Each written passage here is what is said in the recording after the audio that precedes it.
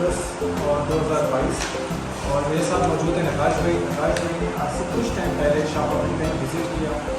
और इन्होंने हमारा थ्रू भी सोशल मीडिया ऐड देखा था यारी एक्सप्रेस में हमारे से विज़िट किया। इकबाल भाई ने नकाश भाई को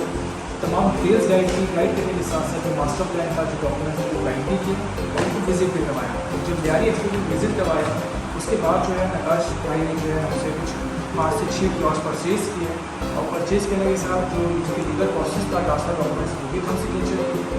और आज उनके माशाल्लाह ट्रांसफ़र भी होता है ट्रांसफ़र रिसीव करने आए। तो आज नकाश भाई इसमें थोड़ा सा फीडबैक वीडियो देते हैं Shah property bank and area sir मैंने इन्होंने सब लगा हुई और हमारे सब लगा डिटेल्स वगैरह मैंने सेलिंग और विजिट करी तो जगह काफ़ी पसंद आई। उसके बाद बाइंग करी 5 प्लॉट लिए यहाँ पे और फिर अलहमदिल्ला ट्रांसफर से जाना ट्रांसफर हो गए। तो